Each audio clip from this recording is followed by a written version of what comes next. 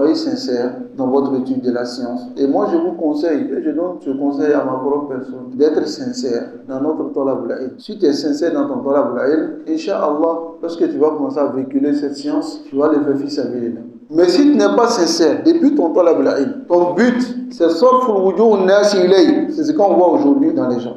Et le prophète sallam allaka uqubatan ala hada. Il a lié un châtiment à cela.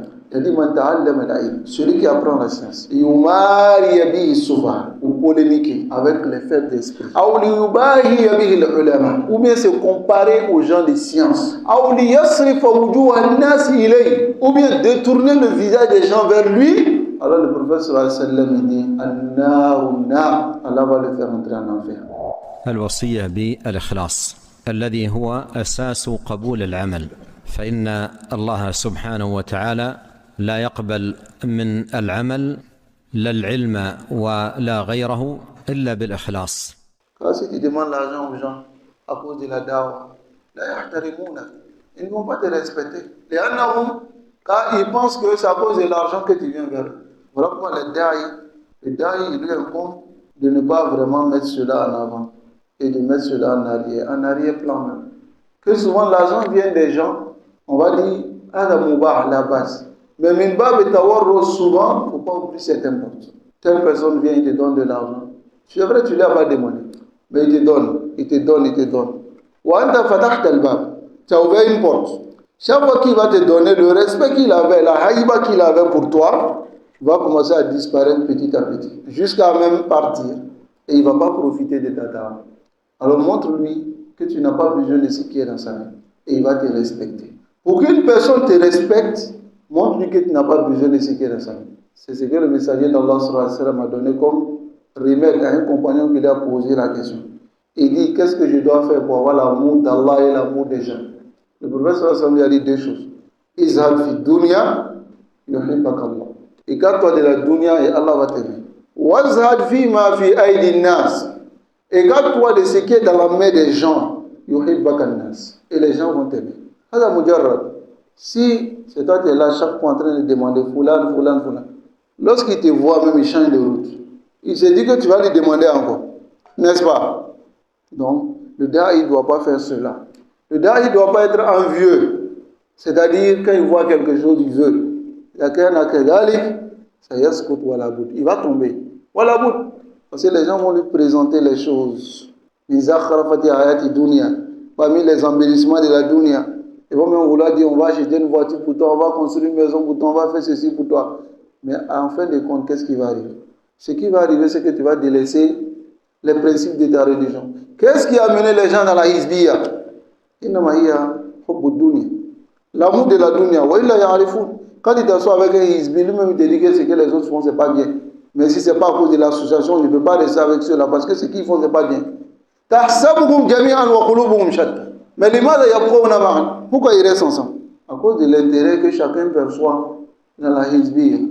À cause de cela, ils sont ensemble. Maintenant, lorsqu'ils voient quelqu'un qui peut vraiment s'opposer à eux, ils essaient maintenant de voir si cette personne, on peut le corrompre avec de l'argent. Lorsqu'il est arrivé, à Sana, ils ont voulu du chef Moukbil qu'il soit dans leur association. Il a dit là. Il allait dans son village, il est resté là-bas. Ils n'ont pas laissé prise. Ils ont fait plusieurs fois, tenté plusieurs fois. Il a répliqué sur eux. Toute personne qui veut réussir dans sa da'wah, qui s'écarte de ce qui est les intérêts de la dunya. Il était parmi les gens les plus pauvres en ce moment-là. Mais 5 francs, il ne leur a pas demandé. Alors qu'ils avaient tous ces biens. La sadaqa. Le Muhammad, il ne prenait pas. Lorsqu'il reçoit les butins, il partage et il ne prend rien. Malgré qu'il était pauvre, il n'avait rien. Il doit placer, c'est-à-dire il doit aimer plus le faqr que la richesse. Imam Ahmad rahimahullah, il était parmi les gens les plus étonnants. Il dit le jour qui se lève, il n'y a rien chez moi à la maison, il dit Ahabbul yawm ilay. Il dit c'est le jour le plus aimé chez Imam Ahmed. Wa ulakanu kadalik. Mais nous aujourd'hui, pourquoi notre dawa, on ne peut pas avancer? Lianna ja'alna shay comme récompense. D'autres même, ils ouvrent des comptes TikTok, Facebook, tant, et ils monétisent cela. Et ils font des dawa en monétisant leur compte pour pouvoir avoir quelque chose derrière leur compte. Ils cherchent des abonnés. Ils font plaisir aux gens. Souvent même, ils disent aux gens, mettez dans les commentaires ce que vous voulez qu'on aborde. Et les gens mettent dans les commentaires.